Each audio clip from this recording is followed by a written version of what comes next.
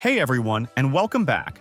In today's video, I'll show you how to connect your NinjaTrader account to TradingView in just a few simple steps. So, let's get started. First, log into your TradingView account. At the top of the page, click on Products, then select Supercharts.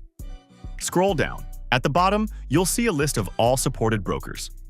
If you don't see NinjaTrader right away, click All Brokers to expand the full list. Now, scroll down until you find NinjaTrader and click on it. You'll be asked whether you want to connect a live account or a demo account. If you're just getting started, I recommend using a demo account so you can practice safely. Next, enter your NinjaTrader username and password, double-check your details, and click Connect. Wait a few seconds. Once it's linked, you'll be able to trade directly on TradingView charts using your NinjaTrader funds. And that's it. Quick and simple.